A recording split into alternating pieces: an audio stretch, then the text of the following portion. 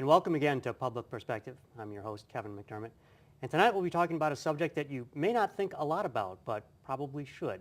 We're going to be talking about personal style. Our guest tonight is Nancy Pipal, Executive Presence and Personal Style Consultant. Correct. Nancy, thank you so much for joining us. My pleasure, Kevin. Very much so. Let's start with a tough question. Okay. Why style? And here's why I pose it that way. If we, particularly in this political season where people are running for president, there's all sorts of charges and counter charges. One of the things you hear often is, oh, he's all style and no substance. And so people will think about style and think, oh, that doesn't matter. In fact, that might even be a negative. But you've made a career of this. So why is style important? Well, I think a couple of reasons. First of all, I think that we all know a first impression is one that matters. And in any context, right? In any context, exactly. And, you know, we've heard so many times that if you make a very good impression, first impression, you have a leg up right off the bat. If you do not make a good first impression and forget about it as far as the rest of the way, it's going to be an uphill climb. It truly is. And I think often style also gets confused with like charm. Or something surface or, yes, or exactly. Unimportant, right? Right, Superficial. Unimportant, superficial, it's not that big a deal. Well, it's certainly not rocket science, I can tell you that. But many people don't get it, so it must be harder than it looks, right? Well, I'm starting to find that out. For a while, when I first started this business, I was very surprised to see that many of my clients really and truly did not know some of the basics about appearance, about wardrobe, about just some of the things that we automatically, or at least I automatically took for granted. Well, so what are some of those basics? I might not know them myself, so Okay. I need to find this out. So what are some of these basics? Okay. Well, you know, when we talk about executive presence, as you said before, style is a big part of that. And appearance actually has three components. I mean, first you have wardrobe, then you have grooming and hygiene, which everybody kind of takes for granted. But not everyone does all that well, right? That is correct. That is very correct. But for the most part, I think people kind of know the rules about that. But in terms of style, now you have wardrobe and you have a uniform for the most part in many cases. For business, for example, and also, I think even for weekend wear, you know, especially men, I have to say, have their little uniforms. Wait. Men have rules for weekend wear? Wait a minute. Not sure I'm liking where this is going. It's jeans and T-shirts for the most part, from what I've seen. Or I guess you would call it sportswear, okay? You know, the Bulls, the Cubs, the Sox, all of that kind of stuff. But it's kind of a uniform. It's a given. This is what you wear.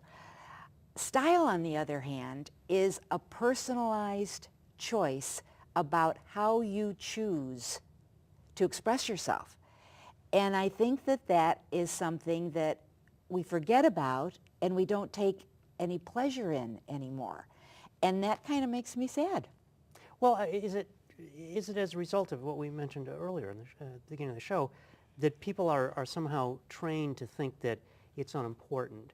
And because if it is superficial, well, I'm wasting my time, or I'm being, if you're a guy, being a dandy, you know, I'm doing things that either it's making me effeminate or it's just making me focus on things that aren't important. Is that part of what goes on? I think so. I do. And I even saw this with, I told you I work with some special needs population. And one of the very first seminars I did, I'll never forget this because it was such an eye-opener. One of the very first seminars I did, one of the girls in the class raised her hand and said, "This is not important. What is important is who I am on the inside and who I am with my friends, and they know me, so it does not matter what I wear." And so your response was? Well, after I gulped and took a deep breath, I did say that, of course, who you are really matters. There's no question about it. And it's the most important thing. But how you appear should in fact reflect who you are, what you do, and how you do it. And so that would bring us to the key question, I suppose, that how do you determine what that is? How do I figure out who I am or what I want to present? And how do I know, even if I can get that far, how do I figure out what kind of presentation gets that message across properly? Well, I think I'm someone who doesn't necessarily help in the part of who are you. I think that's something that comes from some, reflection and thought and consideration for where you are in life. What is your role? A father, a businessman, an interviewer. TV celebrity. TV celebrity, yes, that's good too. Yes. All those things make up your personality and how you walk through life. And I think that when you think about those things as who you are, the next thing is what do you do? And for example, are you a banker? Are you a business person? I have been a banker, by the You way. have? Yes. Okay. Best you're probably not there now, right? And in fact, I like to talk about myself being a recovering banker.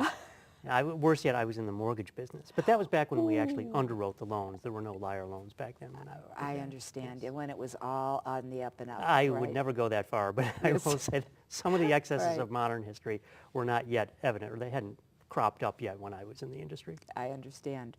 Well, it's interesting to me that I see business people a lot commuting on the train going downtown to their jobs. I live in a condo on the 3rd floor directly across from the train station. And I have a very good vantage point, and I can see how people are dressed. Now, I would never guess in a million years that many of these people that are commuting and getting on that train are in fact professional business people. And what about their appearance would lead you to believe they're not? That's exactly my point, Kevin, because I see things like backpacks, gym shoes, baseball jackets, well, some really very, very casual weekend kind of looks. And not that that's a bad thing. I mean, I'm not saying that that's a bad thing. For the weekend, it's great. But it doesn't give me any clue as to what you do or what this person does for a living. And I think that when you have a position, especially as a professional, you want to make it clear to the world what you do. It's a matter of reflecting not just your own personal standards of excellence, but your business standards of excellence actually are reflected in how you look. So let me take a current, well, recently deceased cultural icon, Steve Jobs. Okay. One of the most successful innovators, technologists, business people. Absolutely. In American history. Yep. And his outfit was always a black turtleneck and blue jeans. Yes.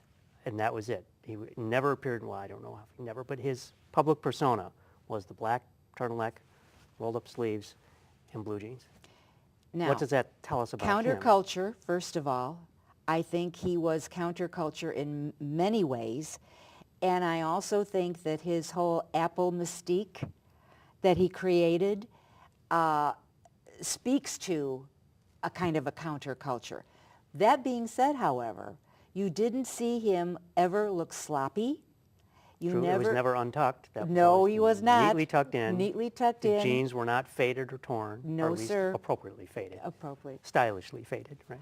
And a black turtleneck is a classic piece of clothing. It is for both men and for women. As a matter of fact, it's interesting that you should mention this is what Steve wore, because many designers, many top, especially American designers, that's what they wear when they come out on the runway after all their models have gone down the runway and after their whole entire show has been shown.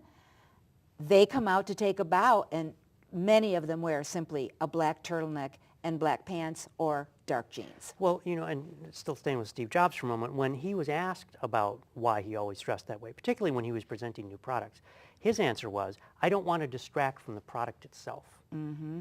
And so it was a self-effacing kind of outfit. That was the style that he had consciously adopted in order to focus on something other than himself. Right, right. And I think designers do the same thing. That's I the would same think kind of so. mindset. You're right. You've seen my creations. They just walk the runway. That's It's not right. about me. It's How about I look. It's about that stuff you just saw. Right. Right, right. However, that being said, I also think that they have created a look for themselves that also represents what their company is like. And I think, Steve, it's a very casual environment. Mm-hmm. Google's the same way. Most Facebook, of the tech companies all are. yes. Well, and Facebook, Mark Zuckerberg with the hoodie constantly. Oh, yeah. Right. Well, he's a whole nother story, but I think, God love him. I think he's done a phenomenal job. But I also think the whole technology idea is that this is a very casual, and kind of a brainiac. Well, that's look. what I would think. And in fact, not that I've ever met Steve or Mark Zuckerberg, Yes. but I would think that his approach would be, well, it's not about me anyway. And anything that I would do, dress up, whatever, it's about my brain. It's not about what I look like or even how I talk or how I present myself. Mm-hmm. But I would ask you, though, Mark Zuckerberg now being a nationwide personality, a celebrity in his own right, Mm-hmm. he could do damage to his company, could he not, if he didn't have the right level of presentation, if he presented himself in a way that unnerved investors, for example? Yes, I definitely believe that's true. And that goes along with not just appearance then, but the part of executive presence that is social interaction and an air of confidence. So let's talk about that, because that is a major part of your consulting Yes. consulting job, right? So that sounds like something much deeper. Like style, you can kind of go to someone's closet and say, well, that looks good on you, that doesn't look good on you. But that matter of self-presentation, Yes. that sounds like it's not so easy. I agree. I don't think it is that easy. And I think that there are certain little nuances to that become very apparent when we talk about something like you mentioned, which is politics. And one thing, no matter, I think, what your political viewpoints are, you would have to give it to President Obama for his executive presence. He always looks good. Not Even when only- he's in Hawaii, he looks good. And not only does he look good, but when he walks out onto that stage to do a press conference or give a speech, he exudes confidence. He's in command, and there's no doubt about it. Absolutely right. Absolutely right. And there, some people call it star quality, some people call it the X factor, some people call it,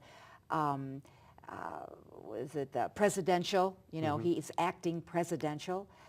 But that confidence, that's the core. That's the real nut that makes you want to look your best. So can you really coach that out of someone, or is that something that has to be built over decades of self-experience? Oh, I think it's built over decades. I really do. I think where I come in is if you look really good and if you know how to shake hands and look someone in the eye, and also the social graces, when to say when to listen, when to talk, picking up social cues. If you have that in your arsenal, you will feel more confident. I really believe that. Even that sounds like a tall order. So if you're working with someone and you want to work through all these social graces, what's a typical engagement? How long does it take to bring someone from the beginning point to the point where they have that kind of confidence? Not that long. It really doesn't. It really doesn't take that long. I think you and I talked a little bit about this before. There is no instruction in these matters in school right now. So kids grow up being very casual at home with their parents, very casual with their friends, very casual in all of, and of course the social media, has a lot to do with that as well, that they're involved in. But what they don't have is a really good idea of out there in the world, especially in the business world, there is a certain protocol, there are certain etiquette things that should in fact be adhered to and also known that they don't know anything about. So just giving instruction on these, just telling them, kind of what's what in that whole arena, it's like a whole new world to them. They did not know.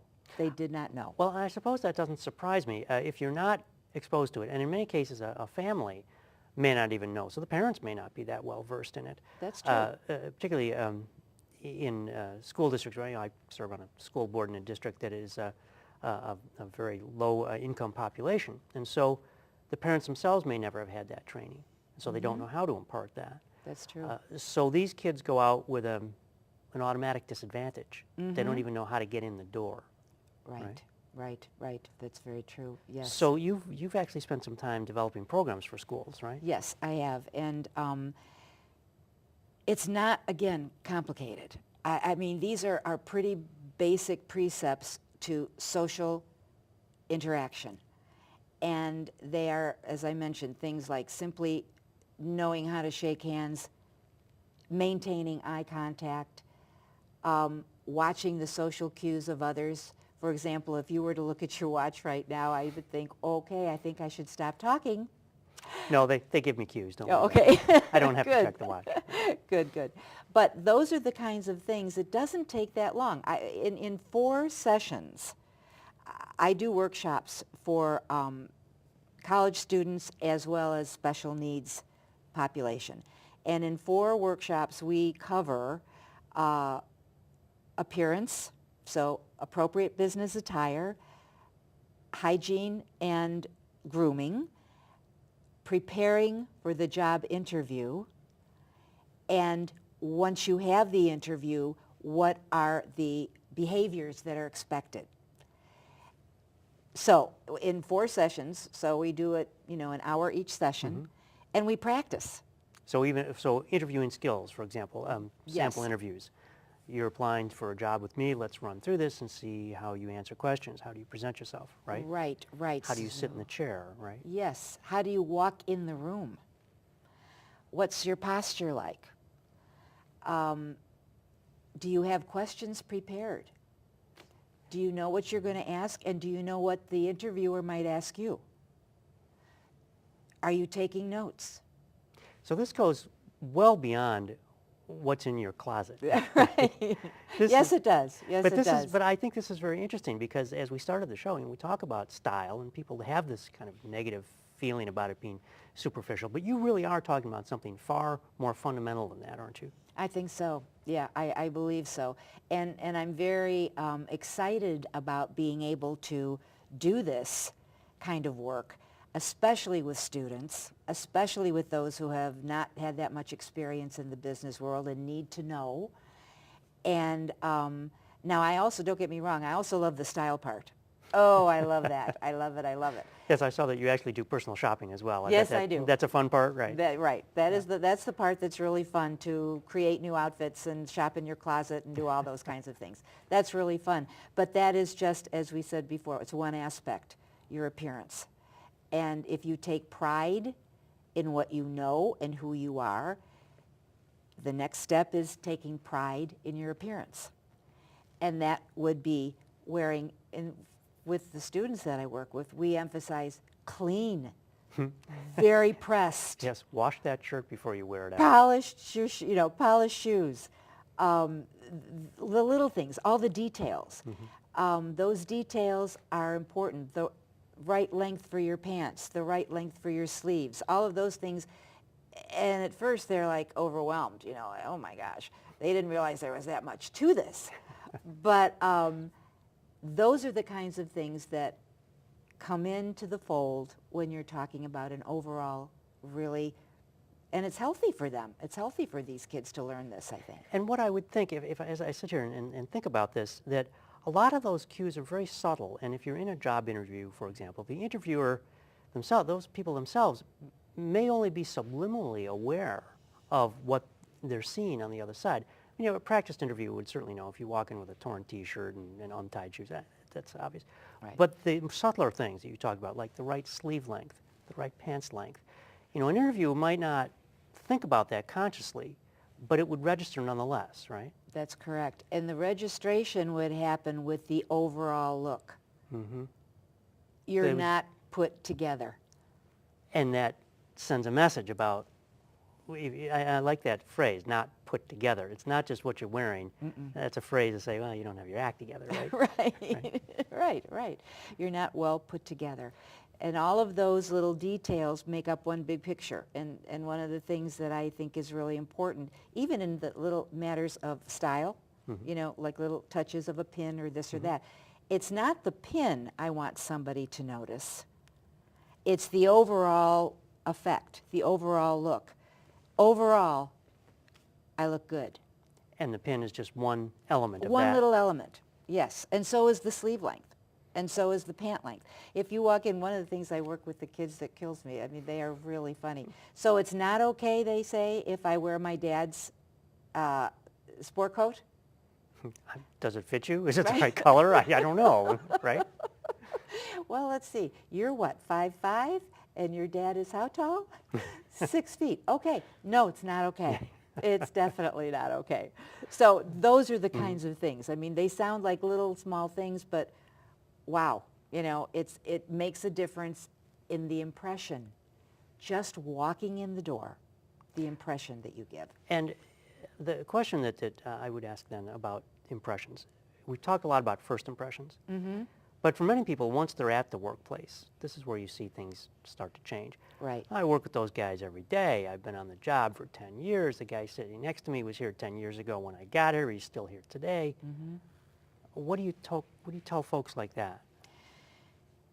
It all depends on how much you want to, A, keep your job, or B, advance in your career. Because the folks that pay attention to these kinds of things, like their appearance, will in fact be noticed. And it is either a positive or it's a negative. And in today's culture, business casual is the rule of thumb.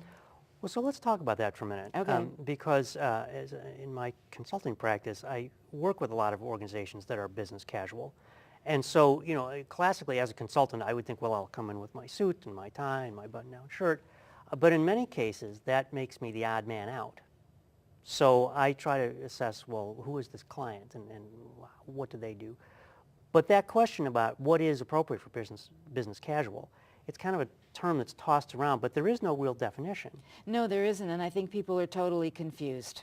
I do. I think they don't know what it is or what's okay, because nobody's saying. Right. Nobody is saying. But I did, it's really interesting, Kevin, that you mentioned that when you come in as a consultant, because one of the things that I believe to be true is that you need to represent what you do. You don't need to represent what your client does. You are representing what you do and who you are.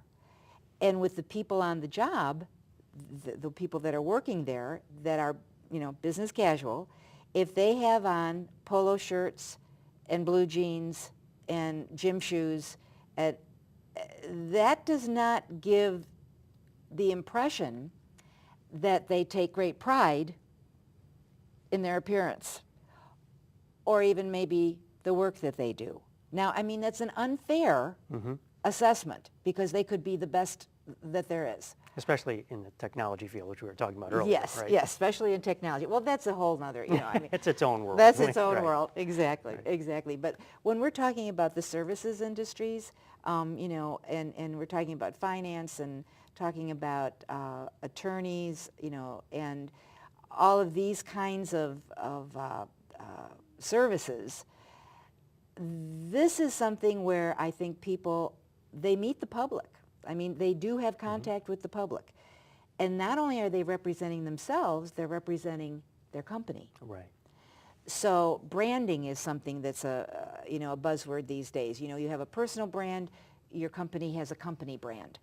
Do you reflect the way you appear to the public? Does it reflect the company brand as well as your own personal brand? Well, in fact, I'm sure, as you know, IBM for years was famous for all of the men there had to wear a white shirt. That's correct. I would be out of uniform with the blue shirt I'm wearing tonight. That's right. But I would be sent home, go change to a white shirt. Right. But that was the culture that they wanted to present to all of their customers. That's right. Even the technicians who would get on the floor with screwdrivers and work with the insides of the computers Is would that come out true? wearing a, wearing I a did white not know shirt. that. Yeah, this was part of Okay. the deal. Okay. So, but before we run out of time, I want to Yes. keep working on the idea of business casual, because the good thing for the people who work for IBM, the men at least, was that it was easy to figure out what to pull out of the closet. I have a rack of, 5 or 10 white shirts, and I just grab one of them, and I grab an innocuous tie, and I put Exactly. on one of my 5 dark suits, and I go to work, and that's easy. It is easy. It's easy, it's breezy, and I wish we could go back to that. I do. But it's unlikely. I know, So, I know. So how do people cope I with know. that? Well, I not very well, I guess is the way I would say it. It's confusing. It's, and I think even more so for women than it is for men, because, men don't, for the most part, I don't think pay as much attention to clothing in general. That's a big generalization, but I think that's kind of true. Would you agree? Certainly the men I know. Okay. I can only vouch for Maybe- my circle, but I think Maybe that's pretty what true. I should say too, the men I know. But I have clients, male clients, whom I work with on their wardrobe. And the reason we do that is because in each and every one of these situations, there was a question as to whether or not they were going to stay in the position they were in, the company was doing downsizing, or they were going to transition to another phase or area of the company. So they really wanted to look their best. That was just the bottom line. They wanted to look their best. And if everybody else was wearing jeans, that was fine, but they did not want to anymore. So they made the decision that I'm, once again, thinking about who they were and what they wanted to present. They were going to present a different image from the Exactly. people around them. Exactly. One that would convey the message that they wanted to convey, which is, look, I'm one of the guys you want to keep, or I'm one of the guys that's going to move up in this shakeup. Yes, exactly, exactly. I'm one of the guys you need to keep. Right. Not you yes, need you me. need me. You right. need me, right. So we only have about 30 seconds left. Oh. So for people who would be watching this show and thinking, okay, how do I get started? This is, where do I go from here? What would you say? Call me. That's a good start. Right. Sure, sure. No, but probably the best way to do it would be to take a really good look at how you are presenting yourself now and decide what is it that you don't like, what is it that would make your life easier, because as you said, a uniform makes your life a lot easier. Yes, it does. Uh-huh. And what are you willing to do, if anything, to make a change? And if you are willing to do something, then you take that first step and clean out your closet.